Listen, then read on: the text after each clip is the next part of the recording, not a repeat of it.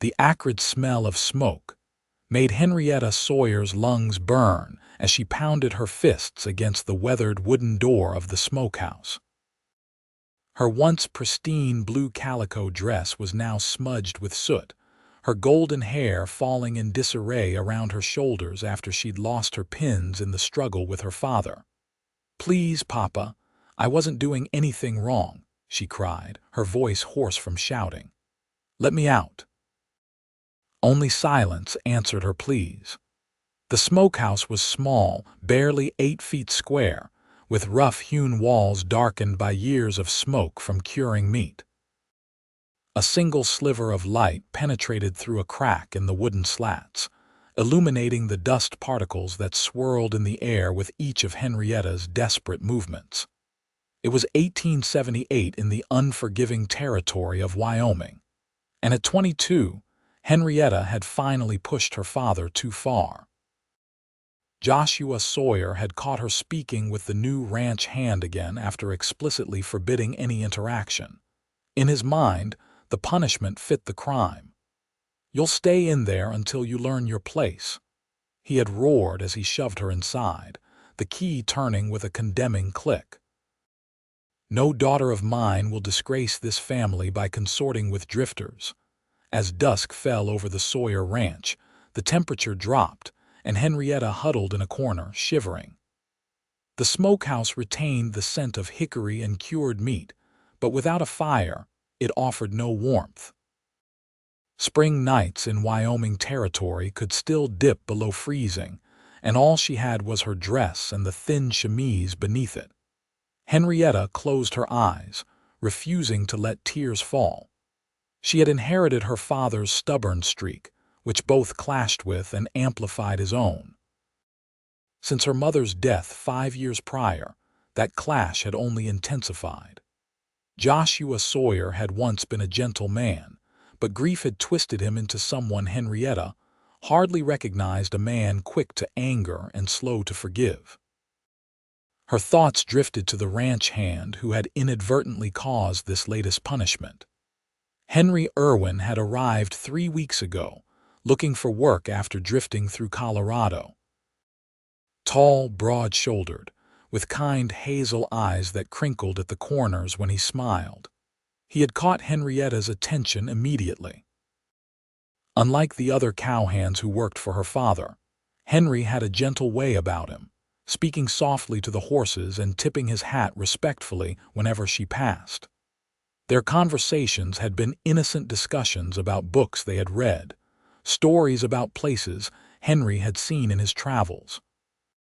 But her father had seen something sinister in their interactions, something that threatened the careful control he maintained over his only daughter and his ranch. Night had fully descended when Henrietta heard hoofbeats approaching the ranch house. Through the crack in the wall, she could make out a lantern swinging, its light bobbing in the darkness. She scrambled to her feet, pressing her eye to the gap. "Hello, is anyone out there?" she called, her voice cracking from thirst. The lantern stopped moving, hovering in the blackness like a firefly. "Miss Sawyer." The deep voice was unmistakable. "Henry Irwin. Mr. Irwin. I'm in here, the smokehouse." Henrietta pressed her palms against the rough wood, relief flooding through her. The light grew brighter as Henry approached. "Miss Sawyer, what in heaven's name are you doing in there, my father?" she said, embarrassment coloring her words. He was angry that I spoke with you again. He's locked me in here to teach me a lesson." There was a moment of silence, and Henrietta feared he might leave, unwilling to interfere in a family dispute and risk his job. But then she heard a soft curse, followed by the sound of the lantern being set down. "Stand back from the door, Miss Sawyer," Henry instructed, his voice now tight with controlled anger. Henrietta did as she was told, retreating to the far wall of the tiny structure. Outside, she heard a grunt of effort, followed by a loud crack as something heavy slammed against the door. The weathered wood groaned in protest but held firm. Another impact, and another. On the third try, the lock splintered, and the door swung open with a screech of rusted hinges.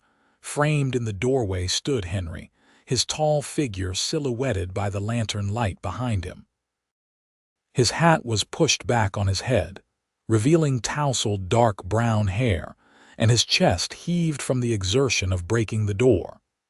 His eyes found hers in the darkness, filled with concern and something else, a fierce protectiveness that made Henrietta's heart beat faster.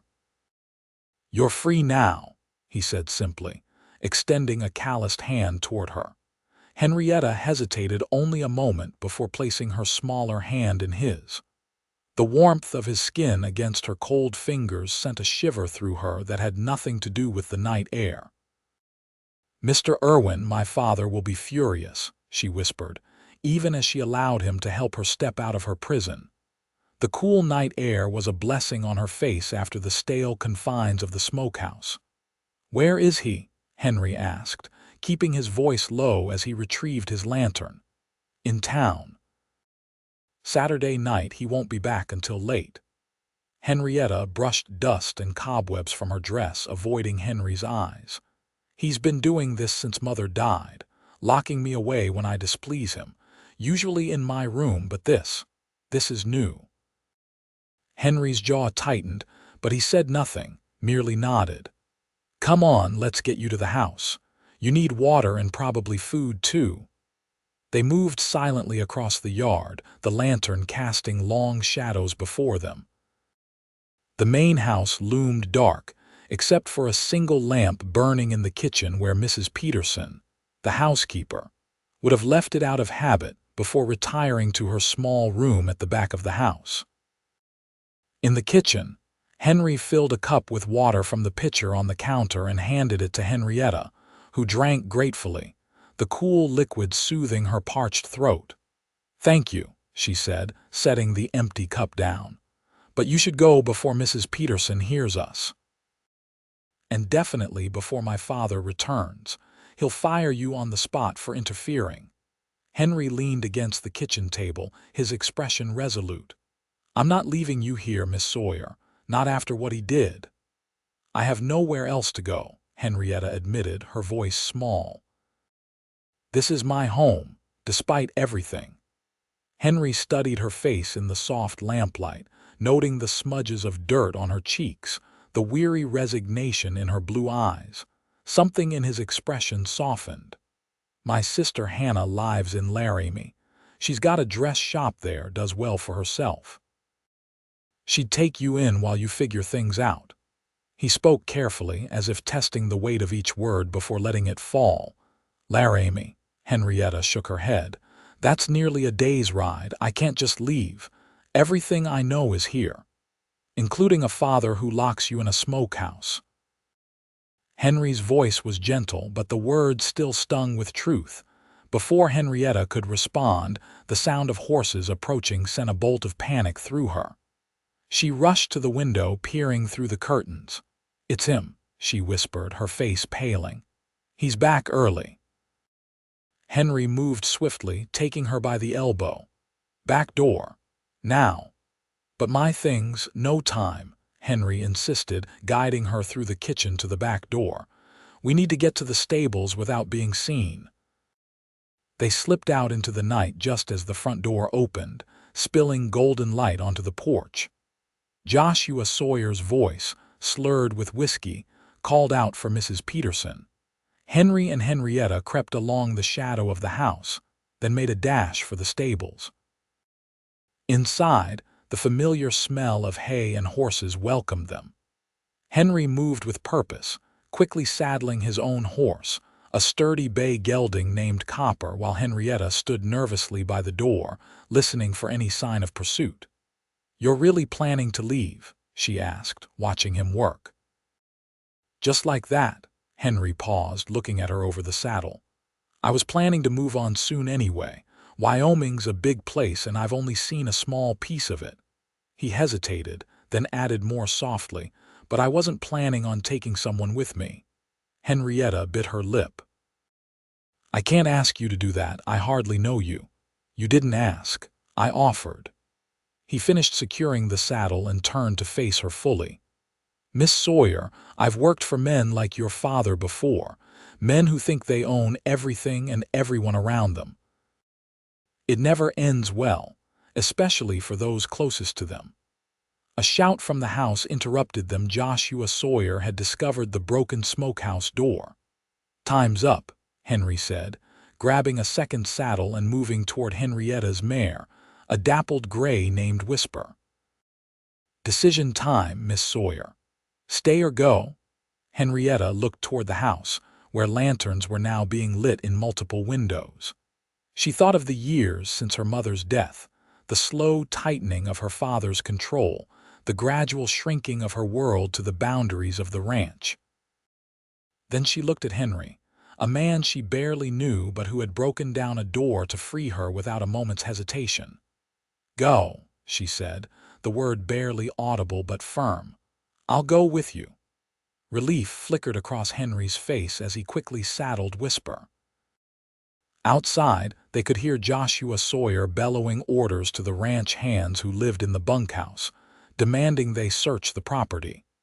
Within minutes, Henry had secured a few supplies, some jerky, a canteen of water, and a blanket to the saddles. He helped Henrietta mount, then swung up onto Copper.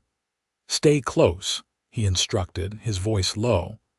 "We'll head east through the creek bed to mask our tracks, then cut north toward Laramie." Henrietta nodded, her heart pounding as they guided their horses out the back of the stable and into the darkness. Behind them, the ranch was alive with activity, lanterns bobbing like fireflies as men searched for her. As they reached the tree line, Henrietta couldn't resist looking back at the only home she'd ever known. The ranch house stood on a gentle rise, windows glowing warm against the night. For a moment, doubt clawed at her. Was she making a terrible mistake? Then she remembered the darkness of the smokehouse, the helplessness, the knowledge that tomorrow would bring more of the same or worse. "Ready?" Henry asked, watching her with understanding in his eyes. Henrietta squared her shoulders and faced forward. "Ready." With a gentle nudge, they urged their horses into a trot, disappearing into the night as the sounds of the search faded behind them. The night journey was challenging, with only the light of the half-moon to guide them. True to his word, Henry led them through a shallow creek for nearly a mile, the horses picking their way carefully through the water to mask their trail. Henrietta was grateful for her mare's sure-footedness as they navigated the rocky stream bed. When they finally emerged from the creek and Henry set a course northward, Henrietta found herself studying his profile in the moonlight. There was something reassuring about the set of his jaw, the confident way he sat in the saddle. Though she had known him only weeks, there was a steadiness to Henry Irwin that inspired trust. "How far will we ride tonight?" she asked as they entered a stretch of open prairie. "Another few hours, until the horses need rest," Henry replied. "I know a place, an old line shack about 10 miles from here. It's not much, but it'll provide shelter until dawn." Henrietta nodded, falling silent again. The reality of her situation was beginning to settle in. She had left with nothing but the clothes on her back, no money, no possessions, not even a change of dress. She was entirely dependent on a man she barely knew, heading to a town where she knew no one except his sister, whom she had never met. Yet strangely, panic didn't overwhelm her. Instead, with each mile that separated her from her father's ranch, Henrietta felt something she hadn't experienced in years: freedom. The line shack appeared as a dark smudge against the horizon, just as the first hint of dawn lightened the eastern sky. It was a crude structure, built to shelter cowboys working the range during brutal winters. A single room with a stone fireplace, it offered little in the way of comfort but would protect them from the elements. Henry dismounted first, quickly checking the interior before helping Henrietta down from her horse. His hands were warm and strong at her waist, and for a brief moment, They stood close enough that she could smell the leather and pine scent of him. Then he stepped back, clearing his throat. "It's not much, but it's clean enough. No one's used it in a while," he said, leading the horses to a lean-to attached to the side of the shack. Inside, Henrietta found a small table, 2 stools, a narrow bunk built into the wall, and the stone fireplace. A layer of dust covered everything, but as Henry had said, it was relatively clean otherwise. While Henry tended to the horses, Henrietta busied herself sweeping the floor with a crude broom she found in the corner. By the time Henry returned, she had cleared most of the dust and was attempting to light a small fire with the flint and steel that had been left on the mantel. "Here, let me," he offered, taking the tools from her. Within minutes, he had a small fire crackling in the hearth, its warm light filling the shack. They shared a meager meal of jerky and water, sitting on the stools by the fire. Exhaustion was beginning to take its toll on Henrietta, and she found it difficult to keep her eyes open. "You should take the bunk," Henry said, noticing her struggle. "Get some sleep. We'll rest here for a few hours, then continue on." Henrietta wanted to protest. It didn't seem right for her to take the only bed, but fatigue won out. She nodded gratefully and moved to the narrow bunk. The thin mattress was stuffed with straw that crackled beneath her weight, but at that moment it felt more welcoming than the finest feather bed. "Mr. Irwin," she said as she settled, "I don't know how to thank you for what you've done." Henry looked up from where he was spreading his blanket on the floor near the fire. The flames cast his face in a warm glow, softening the angles of his features. "No need for thanks, Miss Sawyer. And considering the circumstances, perhaps you might call me Henry." A small smile touched Henrietta's lips. "Then you must call me Henrietta." "Henrietta," he repeated as if testing the sound of it. "Rest now. We've got a long ride ahead tomorrow." As sleep began to claim her, Henrietta watched Henry through half-closed eyes. He sat on the floor, back against the wall, hat pulled low over his face. Even in repose, there was a vigilance about him, as if part of him remained alert to potential danger. In the last moments before consciousness slipped away, Henrietta realized that for the first time in years she felt safe. Dawn broke clear and cold, sunlight streaming through the single window of the lined shack. Henrietta woke to the smell of coffee and the sound of movement. She sat up, disoriented for a moment, before remembering where she was and why. Henry stood by the fire, pouring steaming coffee into a tin cup. He looked up as she stirred, offering a smile that warmed her more thoroughly than the fire. "Morning," he greeted. "Hope I didn't wake you." "No," Henrietta assured him, smoothing her hair as best she could without a brush. She was acutely aware of her rumpled appearance, the soot still smudging her dress. "Is that coffee?" "Sure is. Found some beans in a canister, bit stale, but it'll do." He handed her the cup, their fingers brushing in the exchange. Henrietta sipped gratefully, the bitter liquid bringing her fully awake. "How far to Laramie from here?" "If we make good time, we could reach it by nightfall," Henry replied, pouring coffee for himself. "But we need to be careful. Your father's likely got men searching for us." The thought sobered Henrietta. Joshua Sawyer was not a man to let go of what he considered his property, and he very much considered his daughter to be his property. "He won't give up easily," she said quietly. "He's stubborn." "So I gathered," Henry replied dryly. He hesitated, then asked, "Has he always been that way? Locking you up when you disobey?" Henrietta stared into her coffee, watching the steam rise in curling tendrils. "No, he changed after my mother died. Before that, he was strict but fair. After." It was like grief hollowed him out and filled the space with anger. She looked up, meeting Henry's concerned gaze. "But that's no excuse for what he's become." Henry nodded, understanding in his eyes. "No, it isn't. They finished their coffee in companionable silence, then prepared to leave. Henry doused the fire while Henrietta tidied their few supplies. As they saddled the horses, the sun climbed higher in the sky, promising a warm spring day.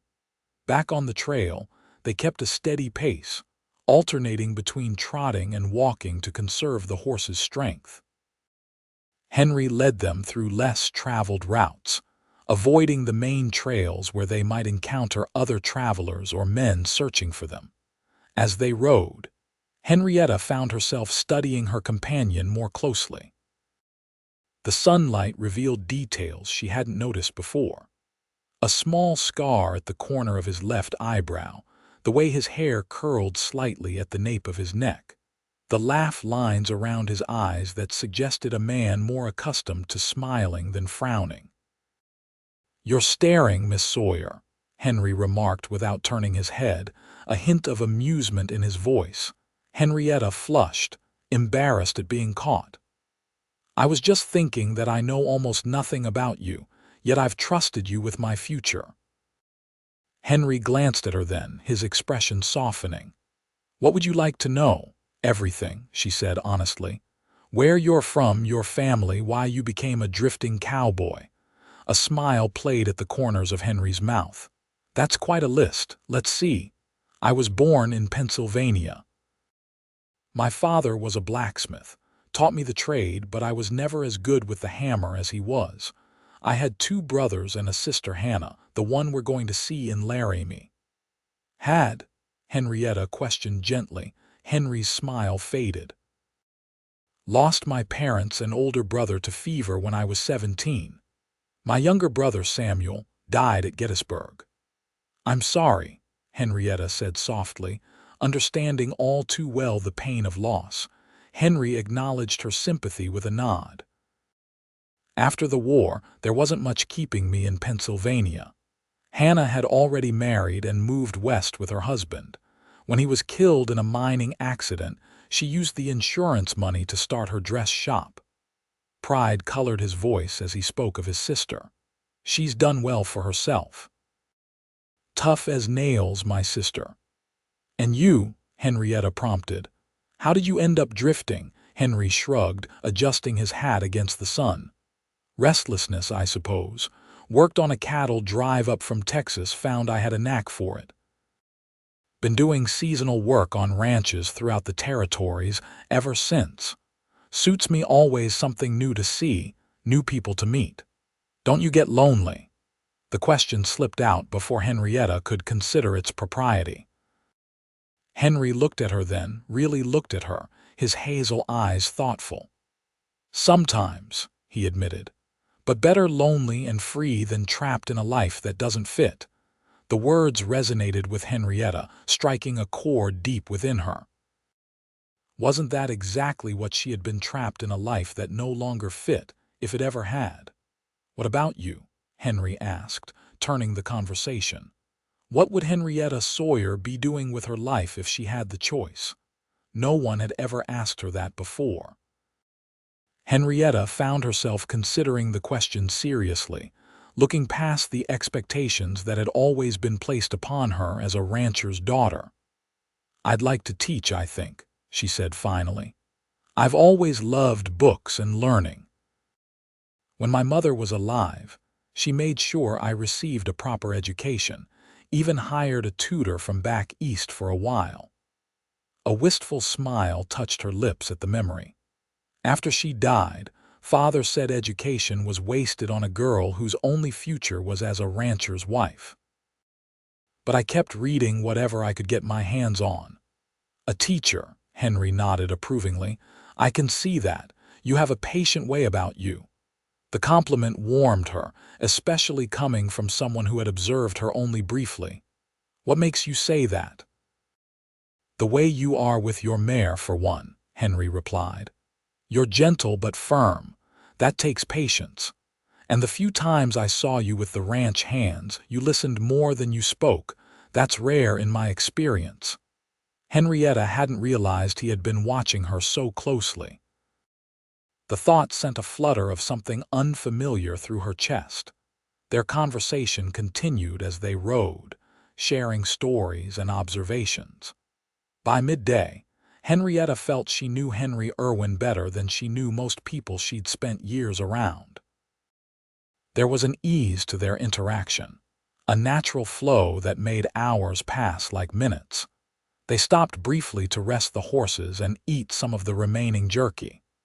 Sitting in the shade of a lone cottonwood tree, Henrietta removed her boots to soothe her aching feet. Despite being an experienced rider, the long journey was taking its toll. "We're making good time," Henry assured her, checking his pocket watch. "Another few hours and we should be approaching Laramie. Do you think he's following us?" Henrietta couldn't help asking, her thoughts returning to her father. Henry considered this, his expression grave. "Most likely. Your father struck me as a man who doesn't let go of what he considers his easily." He met her eyes directly. "Are you having second thoughts?" "No," Henrietta answered without hesitation. "I can't go back to that life, I won't." Henry seemed satisfied with her response. "Good, because I wouldn't let you anyway." The simple declaration, spoken with quiet determination, stirred something in Henrietta's heart. This man she had known for only weeks had done more to protect her than anyone had since her mother died. The realization was both comforting and unsettling. As they prepared to continue their journey, Henrietta found herself watching Henry adjust Copper's saddle, his movements efficient and practiced. She wondered about the twist of fate that had brought him to her father's ranch, just when she needed someone to break down a door and say those simple words. "You're free now. Free." The concept was still unfamiliar, almost frightening in its vastness.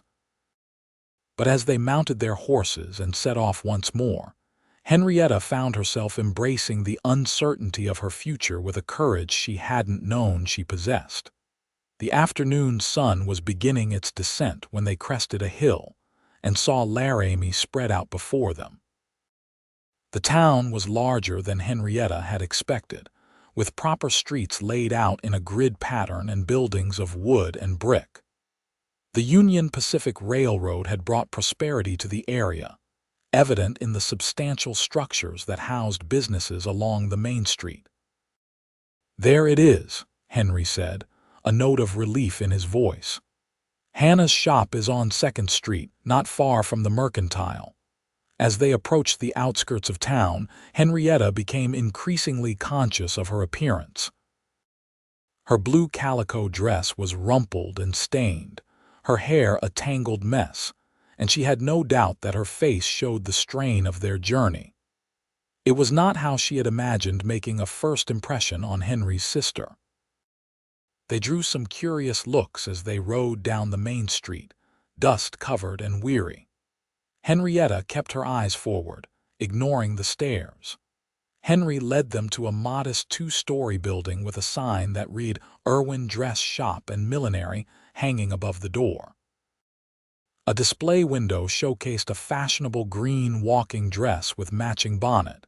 Henry dismounted and helped Henrietta down, his hands lingering briefly at her waist. "Wait here," he said, securing the horses to the hitching post. "Let me speak to Hannah first." Henrietta nodded, suddenly nervous. What if Hannah Irwin didn't welcome her? What if she resented her brother bringing a stranger into her home? Through the shop window, Henrietta watched as Henry entered. A tall woman with the same warm hazel eyes looked up from where she was arranging fabric, surprise and delight transforming her face. She rushed forward to embrace her brother, then stepped back, clearly questioning his unexpected arrival. Henrietta couldn't hear their conversation, but she saw Henry gesturing toward the door, saw Hannah's gaze shift to where Henrietta stood outside. After a brief exchange, Hannah nodded, and Henry returned to fetch Henrietta. "Come on in," he said, offering his arm. "Hannah's eager to meet you." Drawing a deep breath, Henrietta allowed Henry to escort her into the shop. The interior smelled pleasantly of new fabric, lavender, and beeswax polish. Hannah Irwin stood waiting, her expression one of friendly curiosity. She was perhaps 30, with Henry's dark hair pulled back in a practical knot, and a face that, while not conventionally beautiful, was striking in its intelligence and warmth. "Henrietta Sawyer, this is my sister, Hannah Irwin," Henry introduced. "Hannah, Miss Sawyer." Hannah stepped forward, taking Henrietta's hands in her own. "Henry's explained your situation, Miss Sawyer. You're welcome to stay with me for as long as you need." The kindness in her voice nearly undid Henrietta's composure.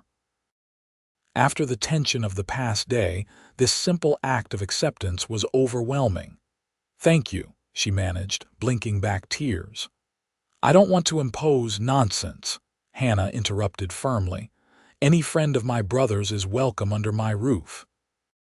Besides," she added with a warm smile, "it gets lonely being the only woman in a house above a dress shop. I could use the company." Relief washed over Henrietta, and she returned Hannah's smile with genuine gratitude. "Then I accept your hospitality, Miss Irwin." "Hannah, please," the older woman insisted. "Now let's get you upstairs. You look like you could use a bath and a proper meal." She turned to her brother. "Henry, there's a stable 2 doors down. Get those horses seen to, then come back for supper." Henry tipped his hat, a grin spreading across his face. "Yes, madam. Some things never change. You're still giving orders like when we were kids." Hannah swatted his arm good-naturedly. "And you're still needing someone to tell you what to do. Now go on. We'll be waiting." As Henry departed, Hannah locked the shop door and flipped the sign to "closed." Then she led Henrietta through a back door and up a narrow staircase to the living quarters above. The apartment was modest but comfortably furnished, with a parlor, small kitchen, and 2 bedrooms. Hannah showed Henrietta to the guest room, a cozy space with an iron bed covered in a colorful quilt and a window overlooking the street below. "The bathroom's at the end of the hall," Hannah explained. "I had indoor plumbing installed last year. The luxury of hot water without heating it on the stove still hasn't gotten old. There are clean towels on the shelf, and I'll find you something to wear while your dress is washed." "You're very kind," Henrietta said, emotion thickening her voice. "I don't know how to thank you." Hannah waved away her thanks. "Any woman who's had the courage to leave a bad situation deserves help. Henry told me enough about your father to make my blood boil." Her expression softened. "Take your time. Supper won't be ready for an hour or so." Left alone, Henrietta sank onto the edge of the bed, suddenly overwhelmed by the events of the past 24 hours. She had left everything she knew, placed her trust in a man she barely knew, and now found herself in a stranger's home, dependent on charity. Yet despite the uncertainty of her situation, she felt no regret, only a burgeoning sense of possibility. The promised bath was heaven. Soaking in the hot water, Henrietta washed away the dust and smoke that seemed embedded in her skin, scrubbing until her pale skin glowed pink. Hannah had provided a simple but pretty blue dress that fit well enough, though it was a bit loose in the waist and short at the hem. With her hair washed and brushed into a simple chignon, Henrietta felt almost herself again. When she emerged from the bathroom, the aroma of cooking food greeted her. Following her nose to the kitchen, she found Hannah at the stove, stirring a pot of something that smelled delicious. "Feel better?" Hannah asked, looking up with approval. "That dress suits you, though we'll need to take it in a bit." "Much better, thank you," Henrietta replied. "Can I help with anything? You can set the table if you like. Dishes are in that cupboard there." As Henrietta arranged plates and cutlery on the small kitchen table, she heard heavy footsteps on the stairs, followed by a knock at the door.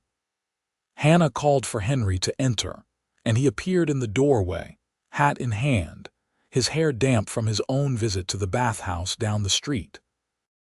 His eyes found Henrietta immediately, widening slightly at her transformed appearance.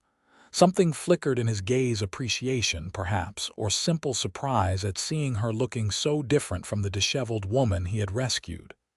"Miss Sawyer," he greeted with a nod. "You look refreshed."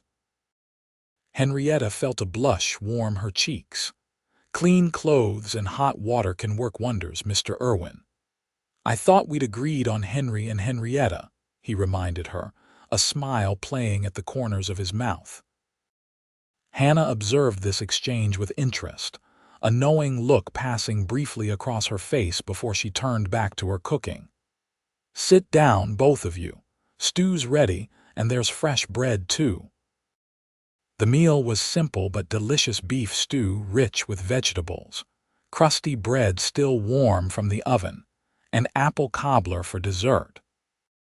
As they ate, the conversation flowed easily, with Hannah sharing stories about the town and her business, and Henry recounting some of their journey in a way that made it sound more like an adventure than a desperate flight. Watching the siblings interact, Henrietta felt a pang of longing for her own family as it had once been before grief had twisted her father into a cruel stranger, before her mother's gentle presence had been replaced by cold silence. "What's on your mind?" Henry asked, noticing her momentary melancholy. Henrietta forced a smile. "Just thinking how lucky you both are to have each other." Hannah reached across the table to squeeze Henrietta's hand. "Family isn't always blood, dear. Sometimes it's the people who welcome you and make you feel at home." The simple kindness of that statement brought unexpected tears to Henrietta's eyes. She blinked them back, nodding her thanks. After supper, as Hannah cleared the dishes despite Henrietta's offers to help, Henry stepped out onto the small balcony that overlooked the back alley. Following him, Henrietta found him leaning against the railing, gazing up at the stars beginning to appear in the darkening sky. "Thank you," she said softly, joining him at the railing, "for everything. I don't know what would have happened if you hadn't come along when you did." Henry turned to look at her, his expression serious in the fading light. "I'm just glad I was there. No one deserves to be locked away like that, Henrietta. No one." The way he said her name with a gentleness that belied his rugged appearance made her heart beat a little faster. "What happens now?" she asked, voicing the question that had been hovering in her mind. Henry's gaze returned to the stars. "That depends on you. Hannah meant what she said. You can stay as long as you need. Laramie's a good town, growing every day. There might be opportunities for you here." "And you?" Henrietta couldn't help asking. "Will you stay too?" A shadow crossed Henry's face. "I haven't stayed anywhere for more than a season in years. But—" he hesitated, then continued more softly, "I find myself wanting to for the first time in a long while." The admission hung in the air between them, weighted with possibility. Henrietta was acutely aware of how close they stood, of the warmth radiating from him in the cool evening air. Before she could respond, Hannah appeared at the doorway. "I've made up the guest room for you, Henrietta. And Henry, you'll take the sofa as usual." The moment broken, Henrietta stepped back, offering Hannah a grateful smile. "Thank you. I think I'll turn in early. It's been quite a day." As she bid them both good night, Henrietta caught Henry watching her, a question in his eyes that neither of them was ready to voice. Tomorrow would bring its own challenges, but for tonight she was safe, she was free, and for the first time in years she was hopeful for what the future might hold. Morning brought sunshine streaming through the curtains and the distant sounds of a town coming to life. Henrietta woke slowly, disoriented for a moment by the unfamiliar surroundings before remembering where she was. The events of the past 2 days rushed back, and she sat up, drawing a deep breath to steady herself. She dressed quickly in the blue dress Hannah had lent her, arranging her hair as best she could without her usual pins and combs. When she entered the kitchen, she found Hannah already there, brewing coffee and preparing a simple breakfast of oatmeal and dried fruit. "Good morning," Hannah greeted cheerfully. "Did you sleep well?" "Better than I expected," Henrietta admitted, accepting the cup of coffee Hannah offered. "Where's Henry?" "Gone to check on the horses and take care of a few errands. He's an early riser, always has been." Hannah gestured for Henrietta to sit.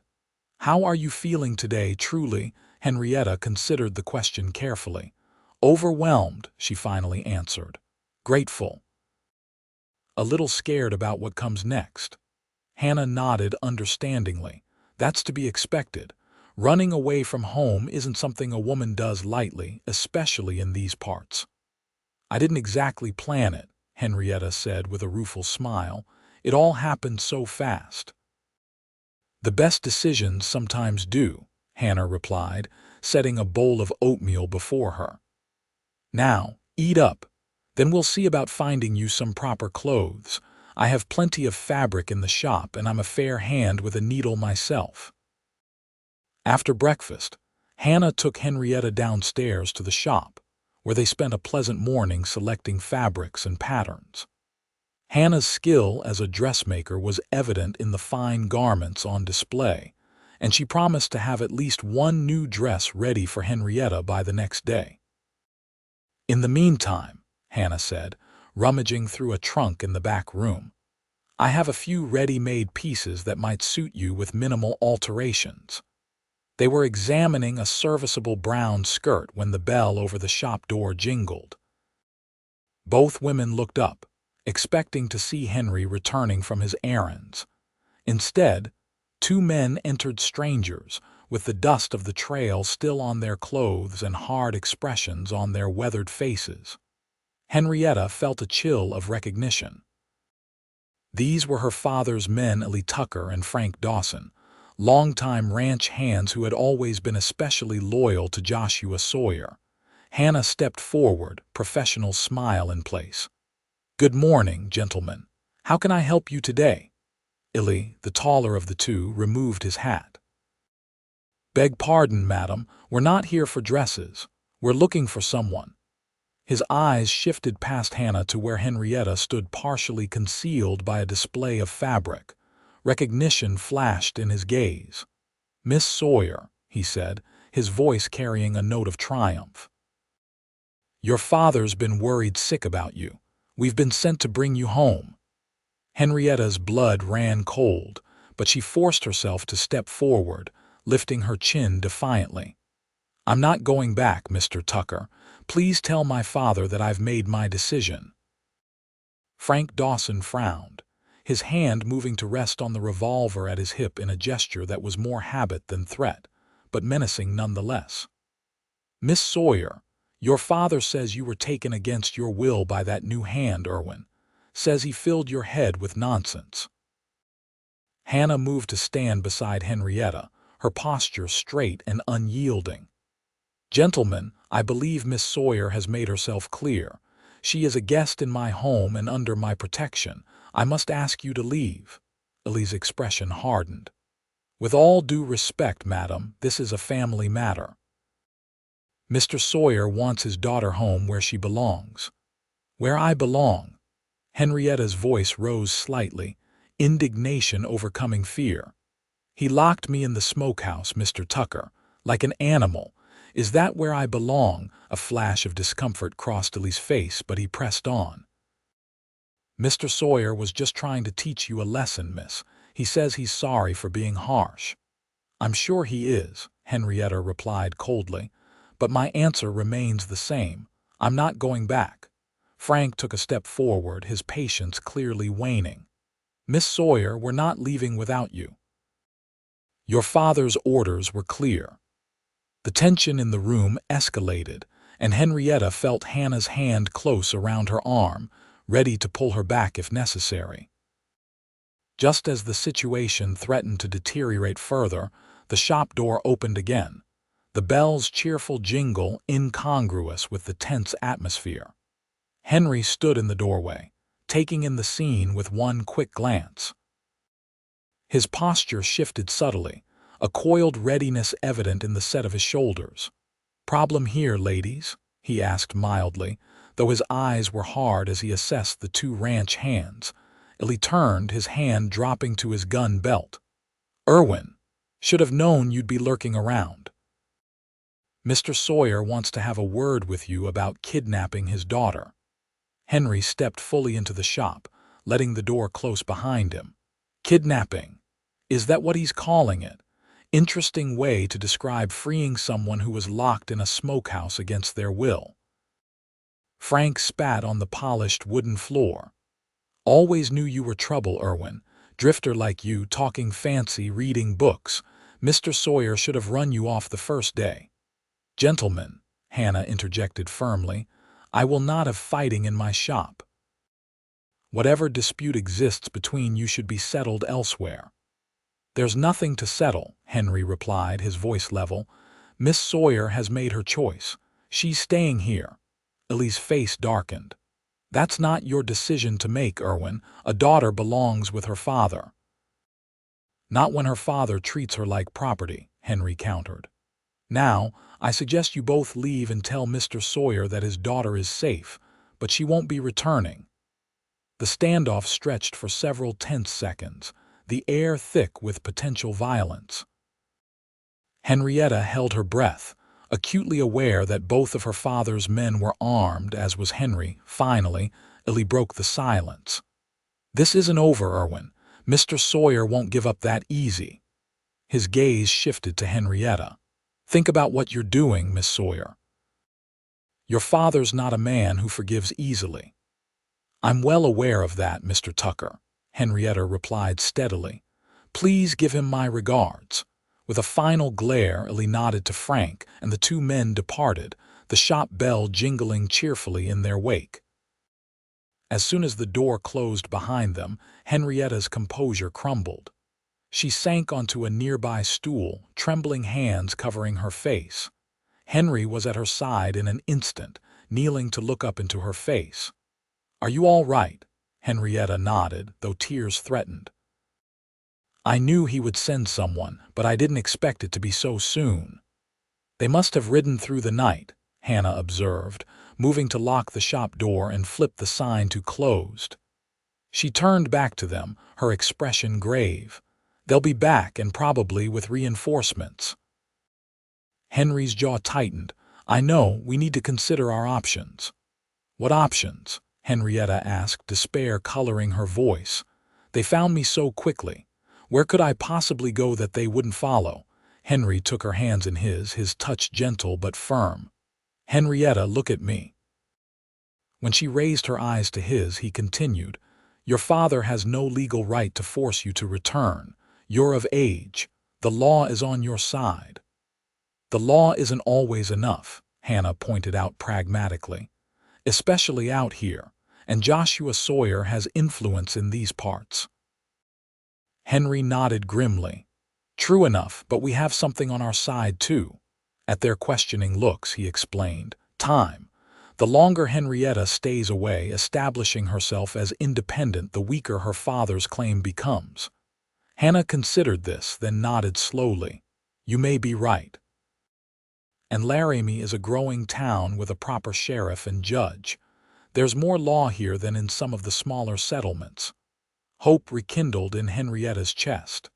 "So you think I can stay? Build a life here?"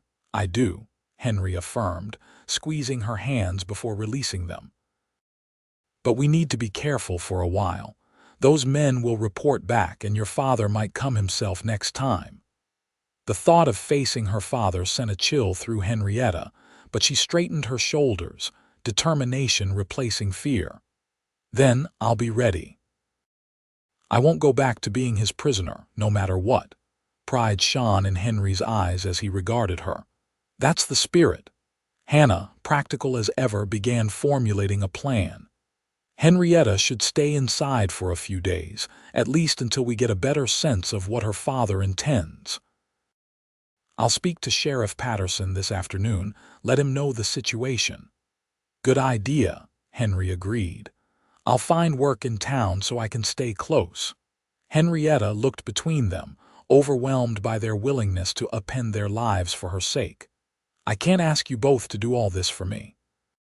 Hannah waved away her concerns. "You didn't ask. We offered. That's what family does." Family. The word warmed Henrietta from within. In just 2 days, these near strangers had shown her more genuine care than she had experienced in years. As they continued discussing practical matters, Henrietta found herself watching Henry, the confident way he spoke, the intelligence in his suggestions, the protective glances he cast her way when he thought she wasn't looking. Something was growing between them, something fragile but undeniable. For the first time, Henrietta allowed herself to imagine a future beyond simple escape, a future that might include the quiet cowboy who had broken down a door and set her free. The next week passed in a blur of activity. True to her word, Hannah completed 2 new dresses for Henrietta, one practical navy blue for everyday wear, and one in a soft green that brought out the gold in her hair. With proper clothing and the safety of Hannah's home, Henrietta began to recover from the shock of her abrupt departure from everything familiar. Henry found work at the livery stable, his way with horses earning him quick respect from the owner.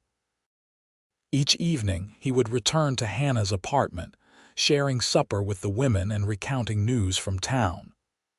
Often, he would bring small gifts: a ribbon for Henrietta's hair, a novel from the booksellers, fresh cookies from the bakery. Each gesture, thoughtful and understated, further endeared him to Henrietta. For her part, Henrietta refused to remain idle.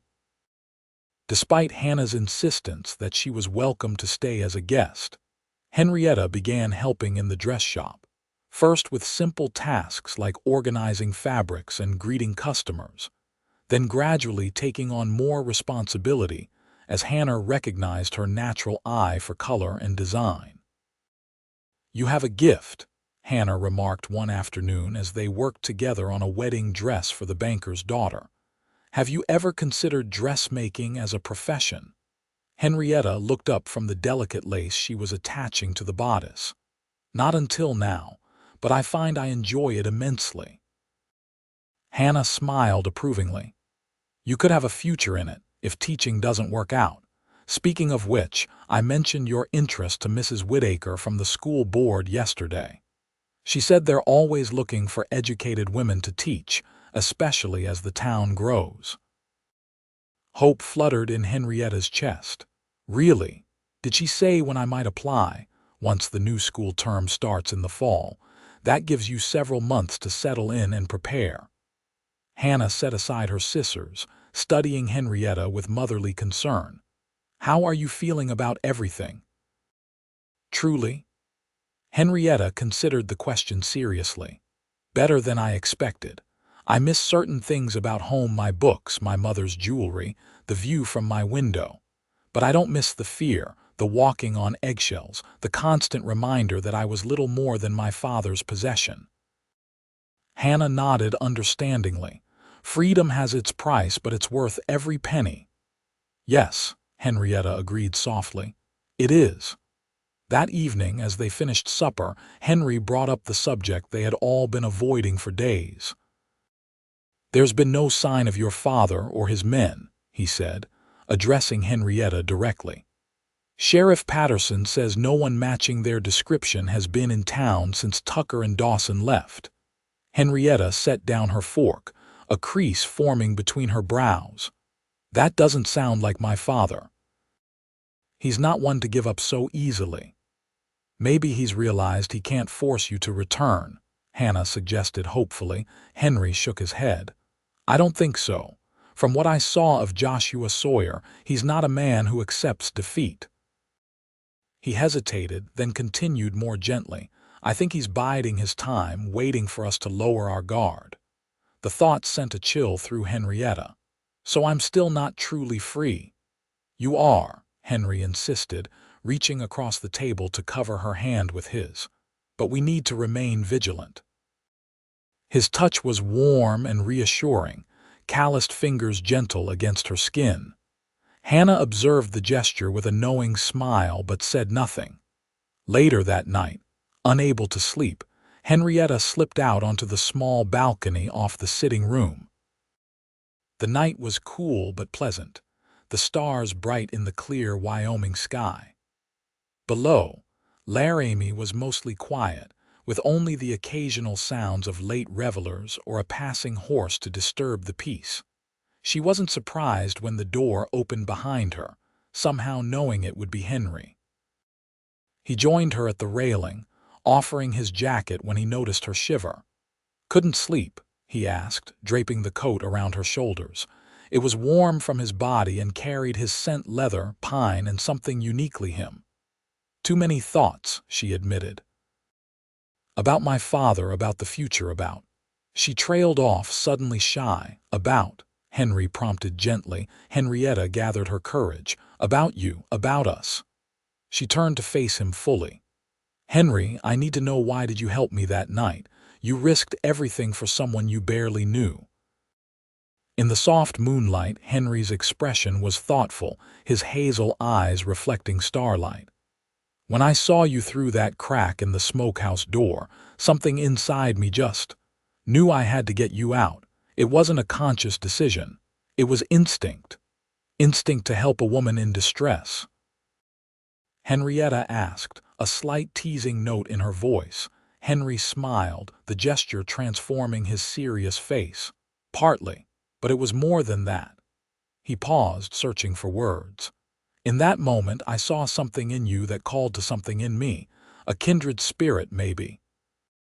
Someone who deserved better than the hand they'd been dealt." The simple honesty of his answer touched Henrietta deeply. "I've never thanked you properly," she said softly. "You don't need to—" "Yes, I do," she interrupted. "You changed my life, Henry Irwin. You gave me a chance at freedom I might never have found the courage to take on my own." Henry's gaze intensified, moving from her eyes to her lips and back again. "Henrietta." The moment stretched between them, laden with unspoken feelings. Henrietta felt her heartbeat quicken as Henry slowly leaned closer, giving her every opportunity to pull away if she wished. She didn't. Instead, she closed the remaining distance between them, her lips meeting his in a kiss that was gentle yet filled with promise. Henry's hand came up to cradle her cheek, his touch reverent as he deepened the kiss. When they finally parted, both slightly breathless, Henry rested his forehead against hers. "I've been wanting to do that since the moment you stepped out of that smokehouse," he confessed. Henrietta laughed softly, joy bubbling up from somewhere deep within. "Even covered in soot and looking like a frightened rabbit, especially then," Henry replied, his smile evident in his voice. "Because even then I saw your courage, your spirit."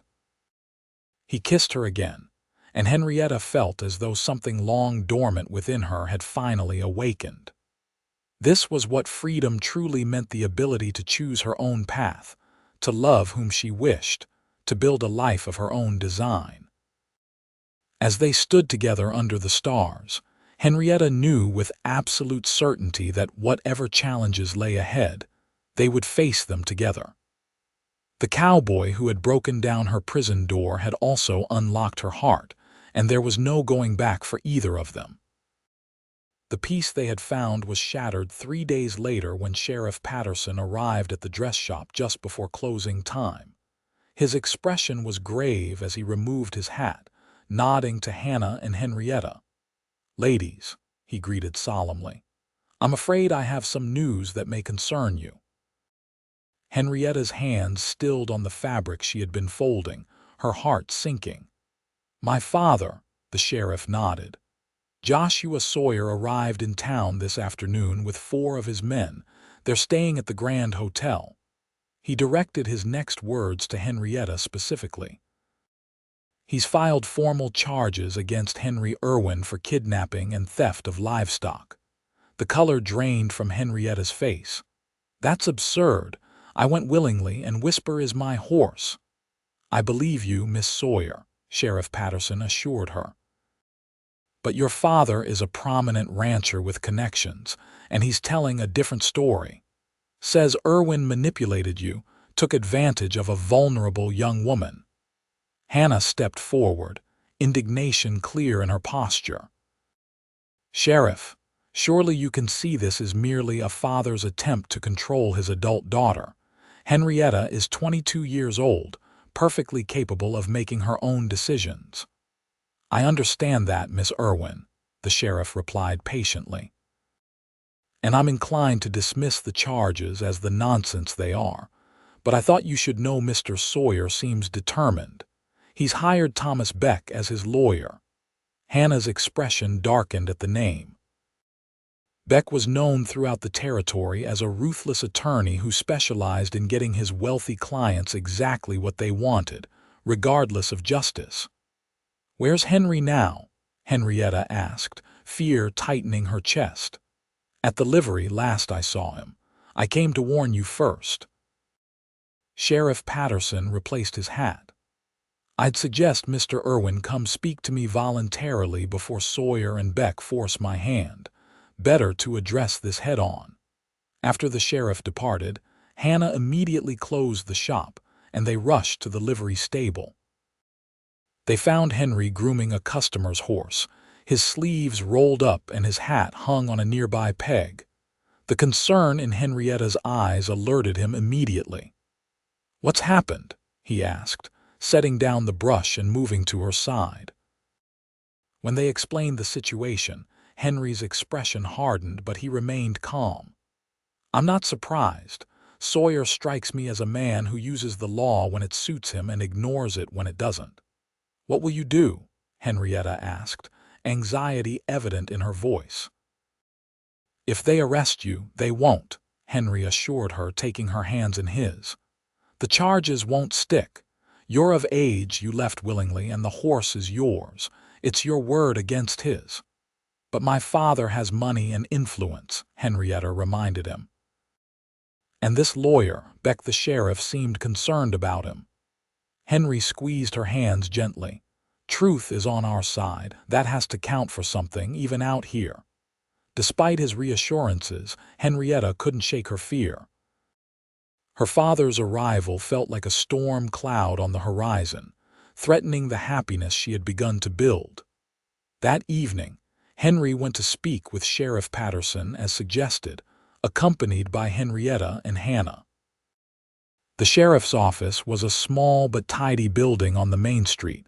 Its solid construction, a testament to Laramie's growth and prosperity.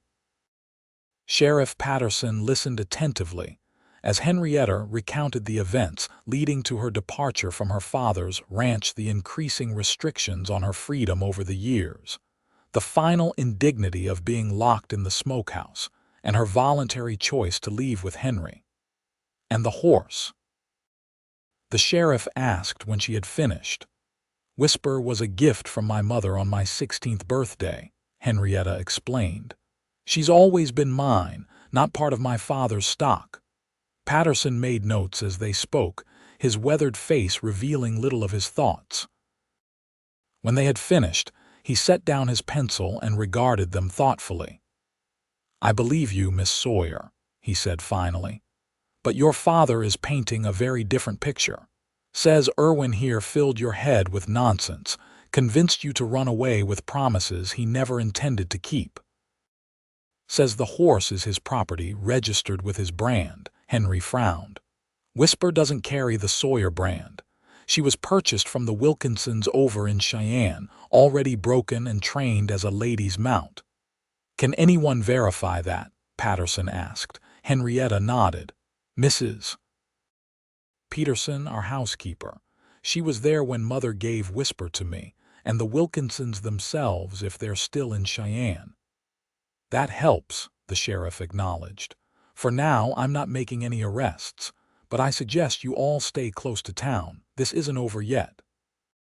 As they left the sheriff's office, Henrietta felt a mix of relief and continued anxiety. The immediate threat of Henry's arrest had been averted, but her father's presence in town remained a dark cloud over their future. Walking back to Hannah's shop, Henrietta's fear gradually gave way to anger. How dare her father come here, spreading lies and attempting to use the law as his personal tool? How dare he try to drag her back into captivity after she had finally found her freedom? I need to confront him, she declared suddenly, stopping in the middle of the boardwalk. Henry and Hannah turned to her in surprise. Henrietta, I don't think that's wise, Hannah cautioned. I agree, Henry added. Your father is not a reasonable man. Confronting him might only make things worse. But Henrietta shook her head, determination hardening her resolve. No, that's exactly why I must do it. He thinks I'm weak, easily manipulated. He needs to see that I've made my choice, that I won't be intimidated into returning. Henry studied her face, recognizing the same stubborn determination he had glimpsed that first night at the Smokehouse. If you're set on this, at least let me go with you. Us, Hannah corrected. Let us go with you. There's safety in numbers, especially when dealing with a man like Joshua Sawyer. Henrietta nodded, grateful for their support. Tomorrow, then, we'll go to the hotel and end this once and for all. The Grand Hotel was the finest establishment in Laramie, a 3-story brick building with actual glass windows and a sweeping staircase in the lobby. Henrietta wore her new green dress, her hair arranged in a simple but elegant style that Hannah had helped her create. She wanted to face her father looking like the confident, independent woman she was becoming, not the frightened girl he had locked away. Henry and Hannah flanked her as they entered the hotel lobby, providing silent support.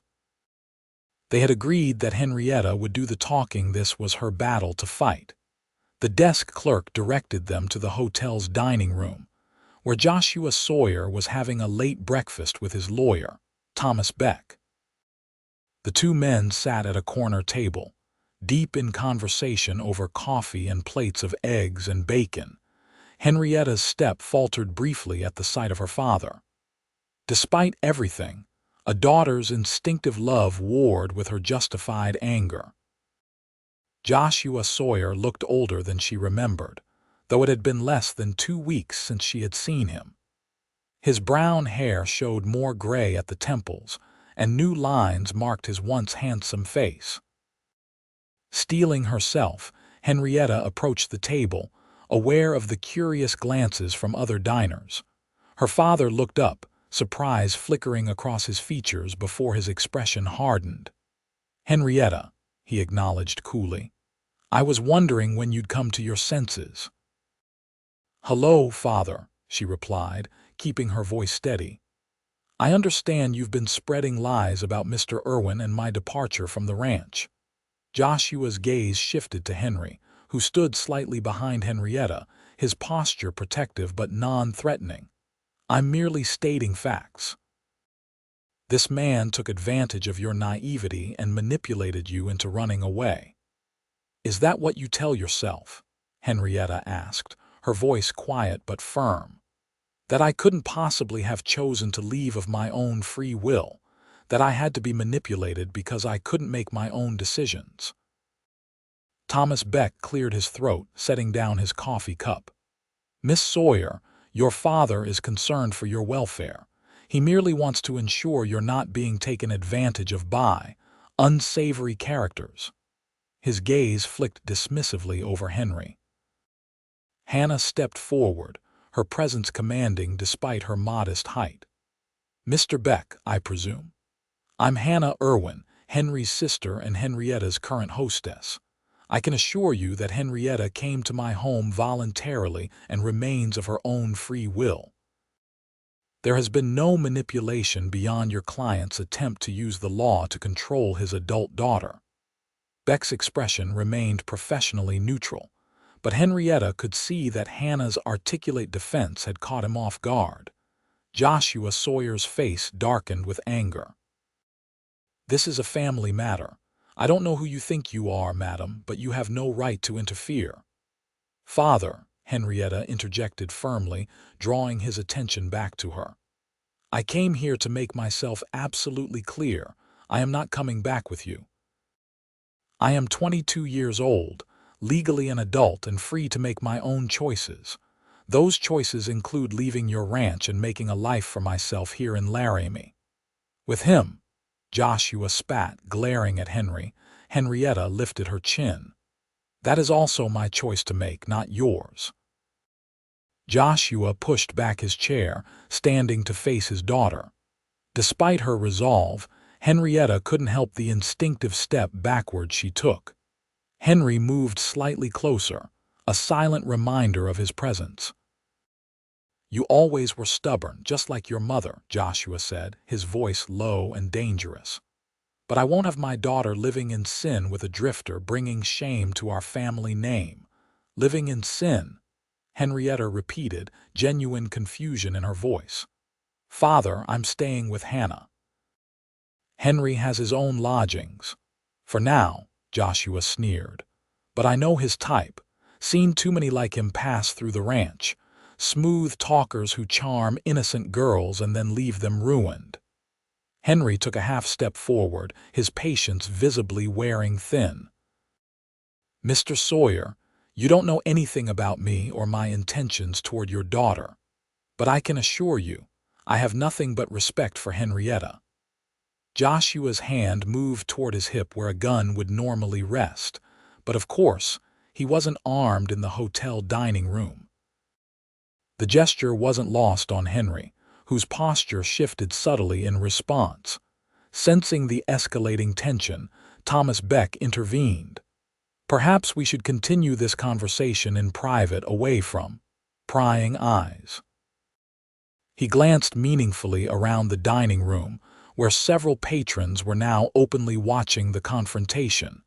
Henrietta shook her head. There's nothing more to discuss, Mr. Beck. I came to inform my father that I will not be returning to the ranch, that his charges against Mr. Irwin are false, and that I expect him to withdraw them immediately. Or what? Joshua challenged, a cruel smile twisting his lips. You have nothing, Henrietta. No money, no property, nothing but the clothes on your back. How long do you think you can survive on charity? The words were designed to hurt, to remind her of her dependence. But instead of shame, Henrietta felt only a renewed determination. I have something far more valuable than money or property, Father. I have freedom. She straightened her shoulders, meeting his gaze directly. And I have people who care about me as a person, not as a possession to be locked away when I displease them. Joshua's face flushed with anger. You ungrateful, that's enough, Henry interrupted, his voice low but authoritative. Miss Sawyer has said her piece. We'll be going now. Hannah took Henrietta's arm supportively, but before they could turn to leave, Joshua called out, This isn't over, Henrietta, not by a long shot. Henrietta paused, looking back at her father. For a moment, she saw beyond his anger to the pain beneath the grief that had twisted him, the fear of losing the last piece of his wife that remained. Despite everything, she felt a flicker of compassion.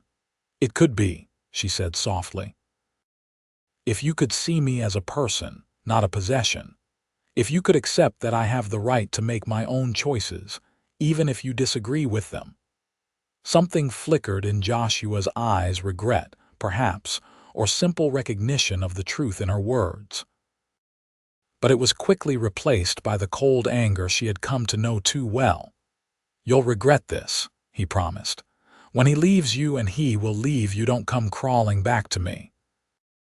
Henrietta held his gaze a moment longer, then turned away, allowing Hannah and Henry to escort her from the dining room. It was only when they reached the street outside that she realized she was trembling. Henry noticed immediately, guiding her to a bench outside the hotel. Are you all right? He asked, concern evident in his voice. Henrietta nodded, though tears threatened. I think so, it's just, I've never spoken to him like that before, never stood up to him. You were magnificent, Hannah assured her, sitting beside her on the bench. Absolutely magnificent. Henry knelt before Henrietta, taking her hands in his. Your father is wrong, you know. About everything, but especially about me leaving.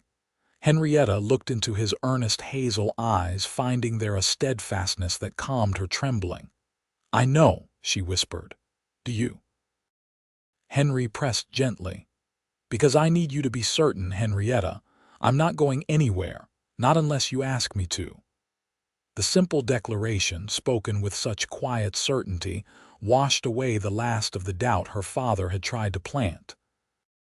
Henrietta squeezed Henry's hands, a small smile tugging at her lips despite the emotional turbulence of the morning. "I believe you," she said, "and I have no intention of asking you to leave." Hannah cleared her throat, rising from the bench with a knowing smile. "Well, I think my presence might be superfluous at this point. I'll head back to the shop and leave you two to continue this conversation." As Hannah departed, Henry took her place on the bench, still holding Henrietta's hands. "Your father won't give up easily," he warned. "Men like him rarely do." "I know," Henrietta sighed. "But neither will I.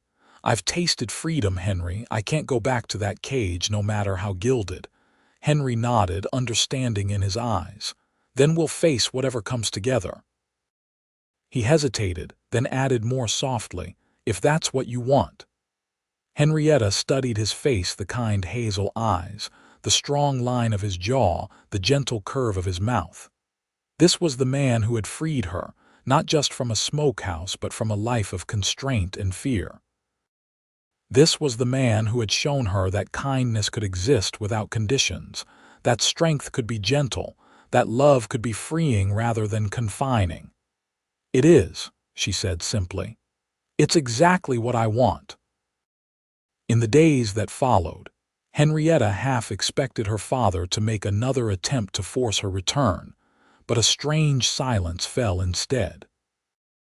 Joshua Sawyer remained at the Grand Hotel, occasionally seen walking the streets of Laramie or conversing with his lawyer, but he made no move to approach Henrietta or file further charges against Henry. "It's like waiting for a storm to break," Henrietta confided to Hannah as they worked together in the shop. "This quiet feels more threatening than his anger." Hannah nodded understandingly. "Men like your father don't give up easily. He's planning something." The answer to what Joshua Sawyer was planning came 3 days later when Sheriff Patterson appeared at the dress shop once more. "Miss Sawyer," he greeted, removing his hat, "I'm afraid I have some difficult news.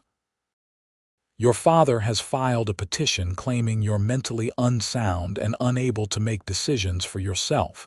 He's seeking legal guardianship." Henrietta stared at the sheriff in disbelief. "That's absurd. I'm perfectly sound of mind."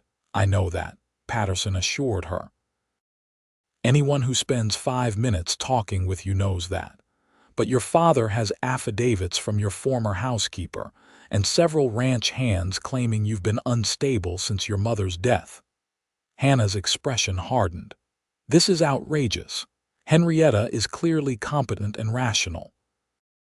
How can he possibly expect to succeed with such a transparent ploy?" The sheriff shifted uncomfortably.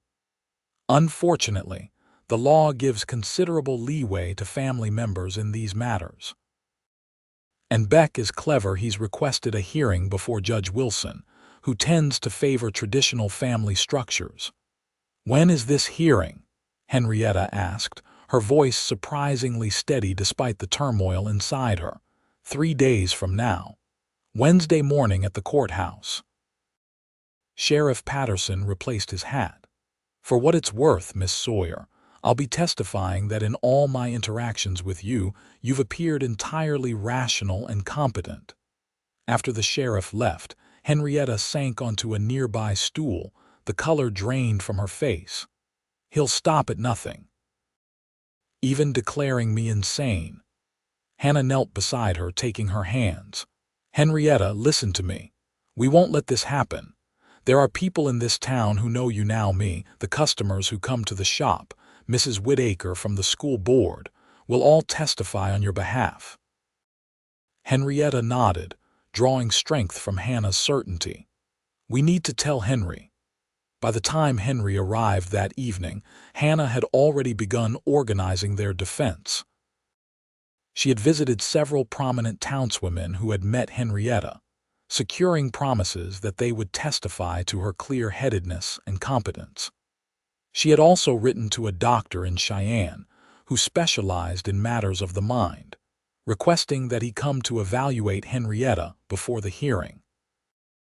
Henry listened to these plans with approval, but a deep concern shadowed his eyes. "Your father is desperate," he told Henrietta as they sat together in Hannah's small parlor, "and desperate men are dangerous."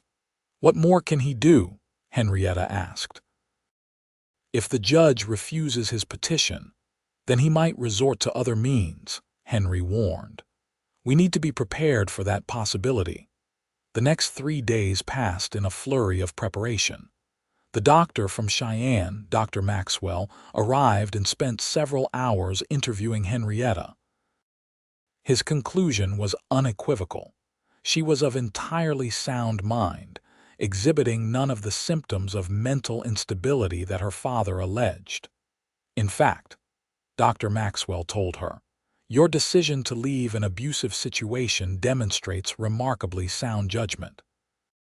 I will be happy to testify to that effect at the hearing." On the morning of the hearing, Henrietta dressed carefully in her green dress, which Hannah had altered to fit her perfectly. She arranged her hair simply but elegantly, determined to present herself as the composed, rational woman she was. Henry met them at the dress shop, looking unusually formal in a clean white shirt and his best vest. His typically unruly hair had been tamed with water, and he had shaved meticulously. The transformation was striking, highlighting the handsome lines of his face. "You look beautiful," he told Henrietta, his eyes warm with admiration. "As do you," she returned with a small smile, tension momentarily forgotten in the pleasure of seeing him so carefully groomed. "I've never seen you looking so respectable." Henry grinned, touching his smooth chin self-consciously. "Thought it might help the judge see that I'm not the scoundrel your father makes me out to be." The courthouse was already crowded when they arrived. Joshua Sawyer sat at the front with Thomas Beck. Both men turned to watch as Henrietta entered with Henry and Hannah. Joshua's expression was cold, but Henrietta thought she detected something else beneath the surface, a flicker of uncertainty, perhaps, or even guilt. Judge Wilson, a portly man with impressive gray whiskers and wire-rimmed spectacles, called the proceedings to order. "This court will hear the petition of Joshua Sawyer regarding guardianship of his daughter, Henrietta Sawyer, on grounds of mental incompetence." What followed was both grueling and surreal for Henrietta. She sat stone-faced as her father and his witnesses painted a picture of her as a fragile, unstable girl, prone to fits of melancholy and irrational behavior since her mother's death. Mrs. Peterson, their longtime housekeeper, testified that Henrietta had become difficult and moody, often speaking back to her father and disappearing for hours on horseback rides. When it was their turn, Hannah presented a different narrative. Dr. Maxwell spoke at length about his evaluation of Henrietta, emphasizing her clear thinking and emotional stability. Sheriff Patterson described her as one of the most level-headed young women I've encountered. Several townswomen testified to her competence and pleasant demeanor in the dress shop. Finally, Judge Wilson called Henrietta herself to speak. She approached the front of the courtroom, aware of all eyes upon her. "Miss Sawyer," the judge began, "this court has heard conflicting testimony about your mental state. I would like to hear from you directly. Why did you leave your father's home, and why do you resist returning?"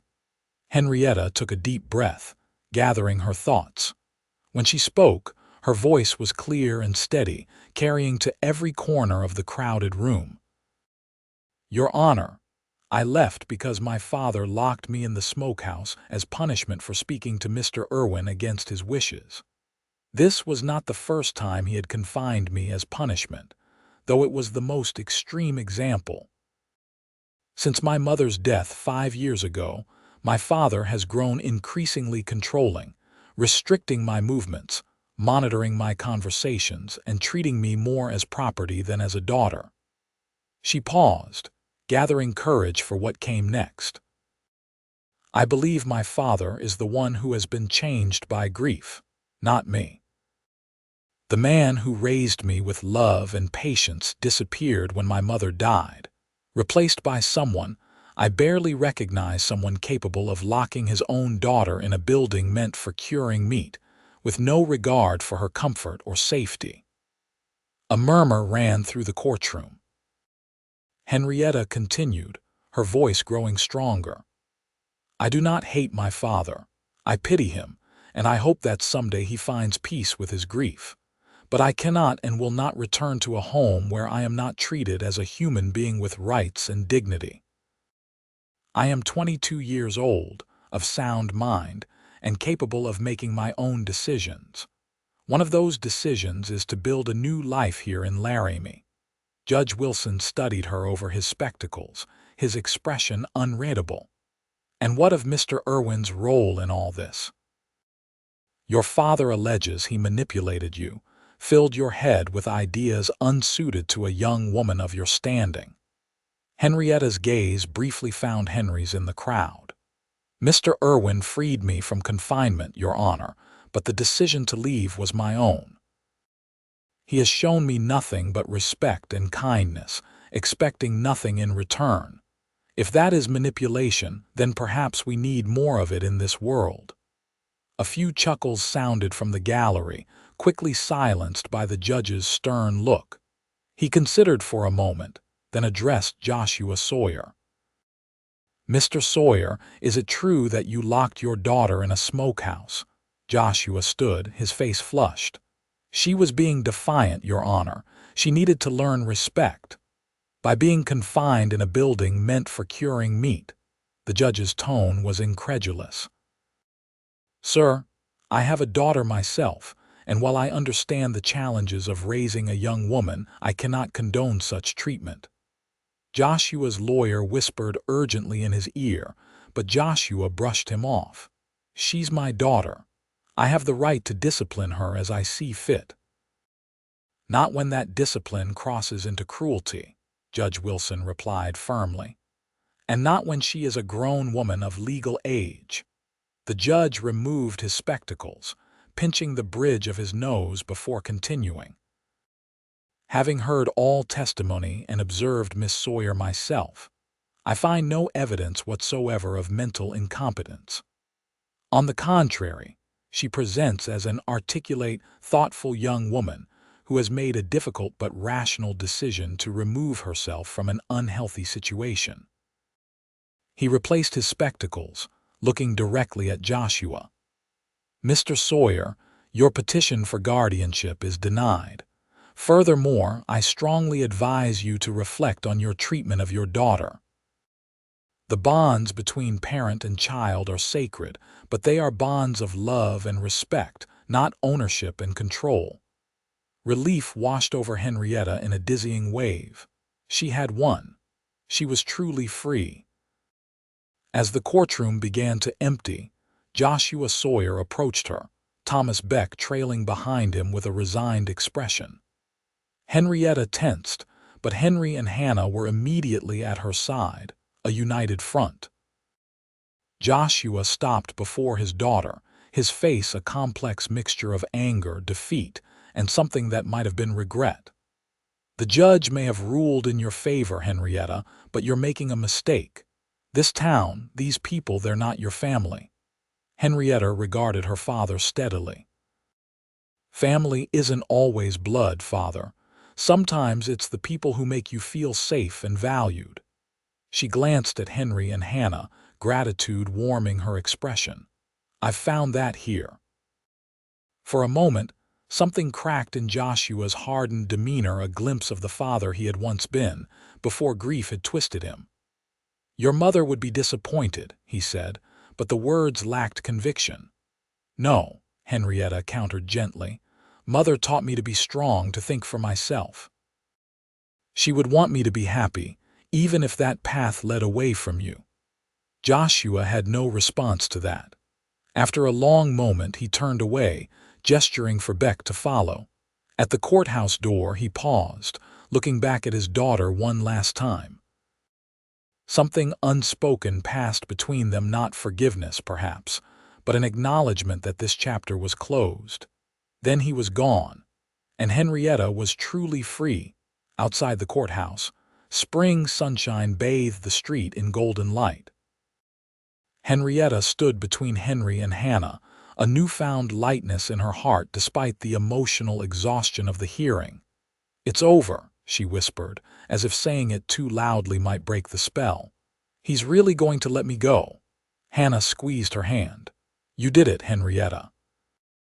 You stood up for yourself, and justice prevailed."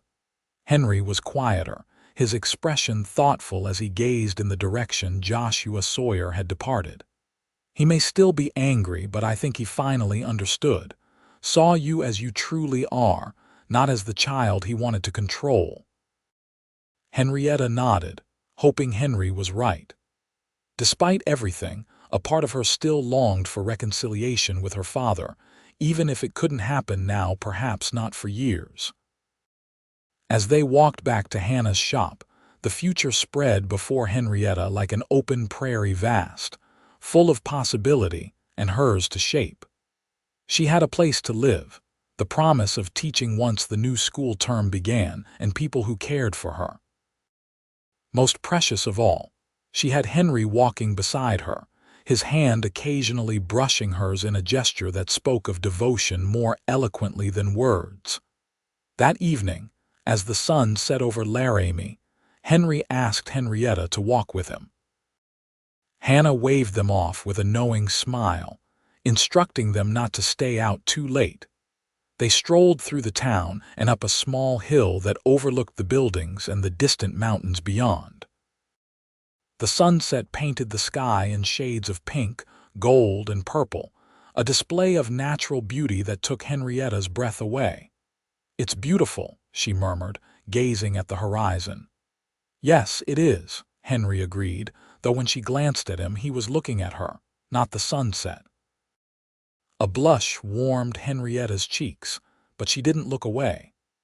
The past weeks had created a bond between them that went beyond attraction or gratitude.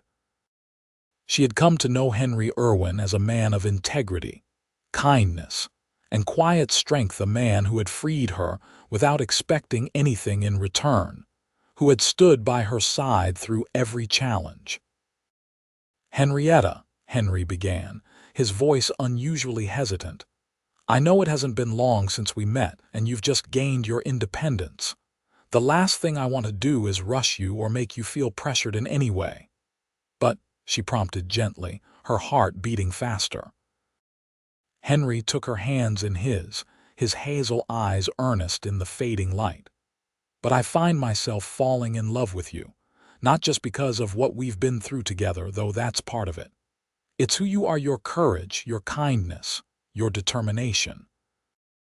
The way you look at the world with hope despite everything you've experienced." Henrietta's breath caught in her throat. Though she had felt the growing connection between them, hearing him speak the words aloud made it wonderfully, terrifyingly real. "I know you have plans," Henry continued. "Teaching, building a life here. I don't want to interfere with any of that, but I wanted you to know how I feel, and that if you'll have me, I'd like to be part of that future you're creating." Tears pricked at Henrietta's eyes, but they were tears of joy. "Henry Irwin," she said softly, "how could you possibly think I wouldn't want you in my future? You're the one who made that future possible." Hope brightened Henry's face. "So you." "I love you too," Henrietta admitted, the words both frightening and freeing. "I think I started falling the moment you broke down that door and said, 'You're free now.'" Henry's smile was radiant as he drew her closer. "I meant those words then, and I mean them still. Whatever happens between us, Your freedom remains yours. I never want to be another cage for you." "Never," Henrietta assured him. "Love isn't a cage when it's freely given and received. My mother taught me that, even if my father forgot it." As the last light of day faded from the sky, Henry lowered his lips to hers in a kiss that held both promise and passion. Henrietta returned it with equal fervor, wrapping her arms around his neck as his encircled her waist. When they finally parted, breathless and smiling, the first stars were appearing in the darkening sky. "I should get you back to Hannah's," Henry said reluctantly, "before she sends out a search party." Henrietta laughed, feeling lighter than she had in years. "I suppose we should. We have tomorrow and the day after that and all the days to come." Hand in hand, they made their way back toward town, their future stretching before them like the endless Wyoming sky, vast, beautiful, and full of possibility. 1 year later, Henrietta stood in the back room of Hannah's dress shop, a vision in ivory satin and delicate lace. Her golden hair was arranged in an elegant knot, adorned with tiny white flowers, and a simple veil fell from a pearl comb. "You look beautiful," Hannah declared, adjusting the fall of the veil. "Henry won't be able to take his eyes off you." Henrietta smiled, her heart full. "I can hardly believe this day is finally here." The past year had brought many changes. Henrietta had begun teaching at Laramie school in the fall, quickly winning the respect of both her students and their parents. Henry had used his savings to buy a partnership in the livery stable, establishing himself as a permanent resident of the town rather than a drifting cowboy. Together, they had purchased a small house on the edge of town, close enough for convenience but with enough land for their horses and a garden. And today, they would be married. A knock at the door interrupted Henrietta's reflections. Hannah opened it to reveal Mrs. Whitaker from the school board, who would be escorting Henrietta down the aisle in the absence of her father. "It's time, my dear," Mrs. Whitaker announced with a warm smile. "Everyone is seated, and your young man looks about ready to jump out of his skin with anticipation." Henrietta took a deep breath, calming the butterflies in her stomach. This was right. This was what she wanted. As she prepared to leave the room, another knock sounded more tentative this time. Hannah opened the door, then stepped back in surprise. Joshua Sawyer stood in the hallway, looking uncomfortable in his best suit, hat in hand. He had aged in the past year, his hair more gray than brown now, new lines etched into his face. "Father," Henrietta whispered, scarcely believing her eyes. Joshua cleared his throat, his gaze taking in his daughter's wedding attire. "You look just like your mother," he said softly, a world of emotion in those simple words. Henrietta's heart hammered in her chest. In the year since the courthouse confrontation, she had received only one letter from her father, a terse note informing her that he had sent her books and personal belongings to Hannah's address. There had been no reconciliation, no further communication. "What are you doing here?"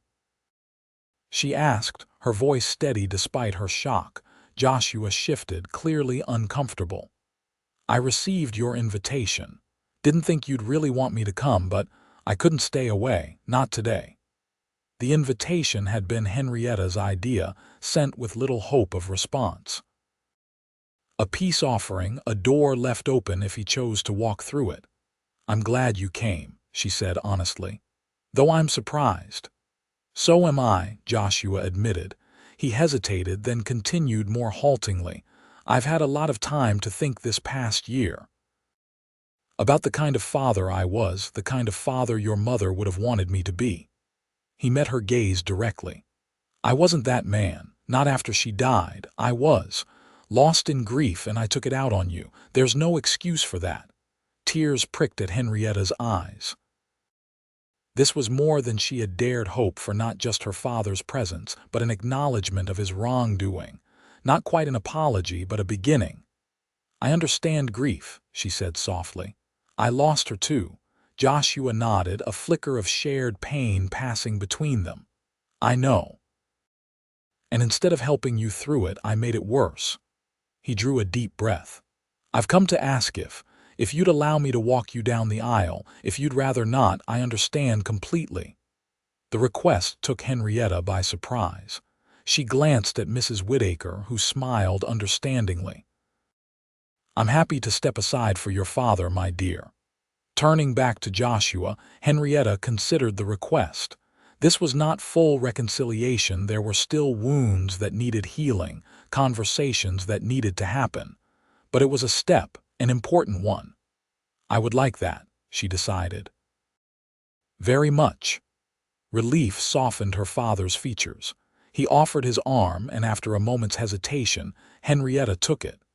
Hannah quickly adjusted her veil one last time, then hurried ahead to inform the minister of the change in plans. As they waited for the music to begin, Joshua spoke again, his voice low. This Irwin fellow, he's a good man. Henrietta smiled, thinking of Henry, his gentleness, his strength, his unwavering support. The best I've ever known. Joshua nodded, seeming satisfied. Good, that's good.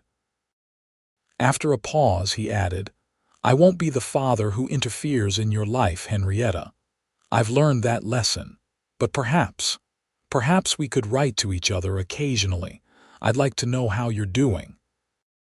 I'd like that too, Henrietta replied, her heart lighter than she could have imagined. The first notes of music drifted from the church, signaling it was time. Father and daughter moved to the entrance, where they could see the interior filled with friends and well-wishers. At the altar stood Henry, handsome in a new suit, his expression one of nervous anticipation. When he saw Henrietta on her father's arm, surprise flashed across his face, followed by understanding and a smile of genuine joy. He knew what this meant to her, this unexpected reconciliation on their wedding day. As they began the walk down the aisle, Henrietta felt a profound sense of rightness. Her journey had been difficult, from captivity to freedom, from isolation to community, from fear to love. But every step, even the painful ones, had led her here. Henry took her hands as she reached the altar, his hazel eyes shining with love. Behind them, Joshua Sawyer took his seat in the front pew, a solitary figure but no longer an enemy. You look beautiful, Henry whispered, his voice thick with emotion. So do you, Henrietta returned with a smile. As the minister began the ceremony, Henrietta reflected on the words Henry had spoken that night at the Smokehouse door, words that had changed everything. You're free now. Free to choose. Free to love. Free to build the life she wanted with the man who had helped her find that freedom. And as they exchanged their vows, Henrietta knew that this was only the beginning of their story, a story of love born in the moment of liberation, growing stronger with each challenge overcome, and promising a future bright with possibility. 5 years later, the small house on the edge of Laramie had expanded to accommodate the growing Irwin family. A wing had been added for Henry's carpentry workshop, where he crafted fine furniture when not managing the livery stable. The garden had flourished under Henrietta's care, providing vegetables for their table and flowers for their home. On a warm summer evening, Henrietta sat on the porch swing, watching her 4-year-old daughter Eleanor chase fireflies in the yard. The little girl was the image of her mother, with golden curls and bright blue eyes, but she had inherited her father's adventurous spirit and easy laugh. Henry emerged from the house carrying their 1-year-old son, James, who was fighting sleep despite the late hour. He settled beside Henrietta on the swing, the baby nestled against his chest. Finally got him to settle, he said, pride and exhaustion mingling in his voice. He's stubborn, this one.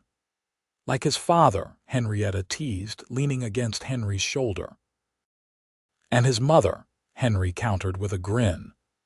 Between the two of us, these children didn't stand a chance of being anything but headstrong."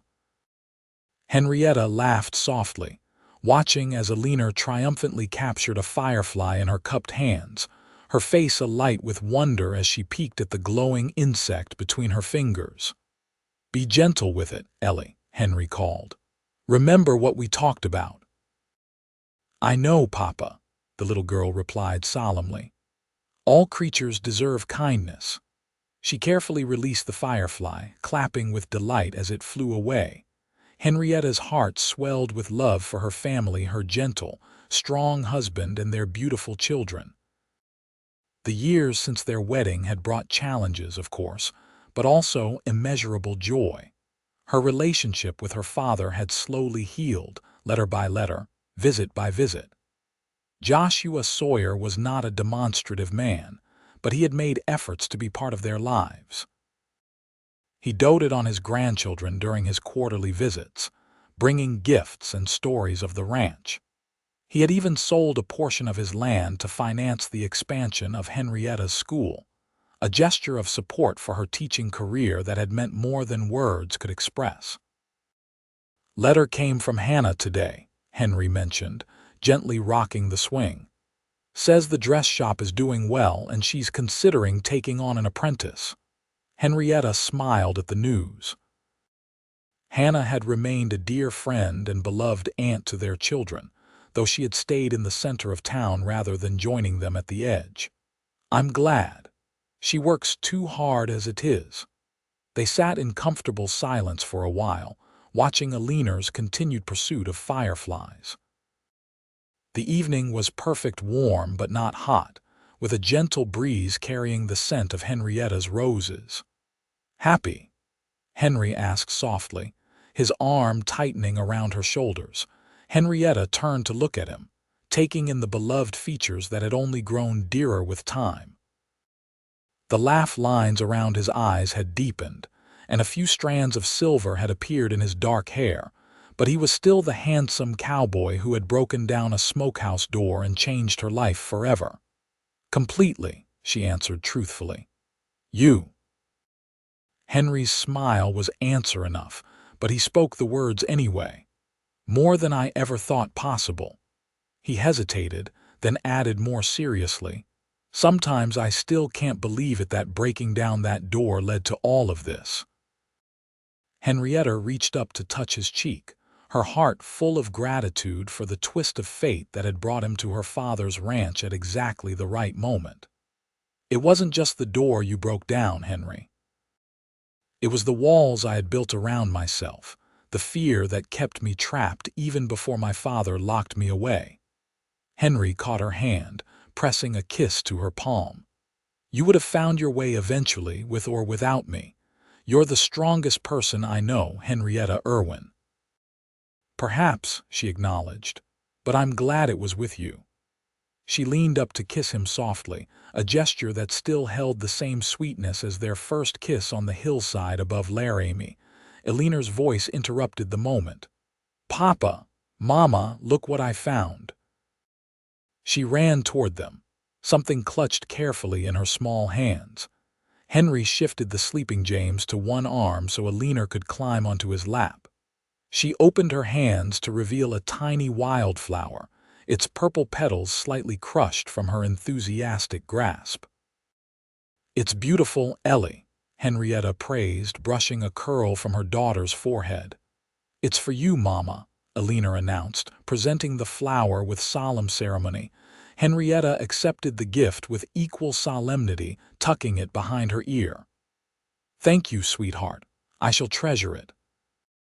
Alina beamed, then yawned widely, the evening's adventures catching up with her. "Tell me the story, Papa," she requested, snuggling against his chest beside her sleeping brother. "Which story, Princess?" Henry asked, though he already knew the answer. It was Alina's favorite, requested nearly every night. "The one about Mama in the smokehouse and how you saved her," Alina replied, her eyelids already drooping. Henrietta and Henry exchanged smiles over their daughter's head. They had sanitized the tale for childish ears. Of course, emphasizing the rescue while downplaying the darker aspects of Joshua Sawyer's behavior. Eleanor loved it as a bedtime story, a fairy tale with her own parents as the heroes. "Once upon a time," Henry began, his deep voice gentle in the gathering dusk, "there was a beautiful young woman whose father didn't understand how special she was. He thought he could keep her safe by keeping her locked away. But the young woman was brave and smart, and she dreamed of freedom." Eleanor's eyes drifted closed, but Henry continued the familiar tale. "One day, her father became very angry and locked her in an old smokehouse. It was dark and cold, and the young woman was afraid. But then a cowboy who worked on the ranch heard her calling for help. "That's you, Papa," Eleanor murmured drowsily. "That's right," Henry confirmed with a smile. "The cowboy broke down the door of the smokehouse and said, 'You're free now.'" And from that moment on, the young woman and the cowboy began an adventure together that led them to a beautiful town where they fell in love, got married, and had 2 wonderful children. By the time he finished, Eleanor was fast asleep, her small body heavy against his chest. "I think it's bedtime for both of our little adventurers," Henry whispered to Henrietta. Together, they carried their sleeping children inside, tucking them into their beds with gentle kisses. Then, hand in hand, they returned to the porch, unwilling to surrender the perfect evening just yet. The stars were emerging in the darkening sky, countless pinpoints of light in the vast Wyoming heavens. Henrietta leaned against the porch rail, gazing upward, Henry's arms encircling her from behind. "You ever wonder about parallel lives?" she asked thoughtfully. "What might have happened if you hadn't come to work at my father's ranch, or if you hadn't found me that night?" Henry's chin rested atop her head, his breath warm against her hair. "Sometimes. But then I look at what we've built together, and I can't imagine any other path leading to something this perfect." Henrietta turned in his arms, linking her hands behind his neck. "You're a romantic, Henry Irwin."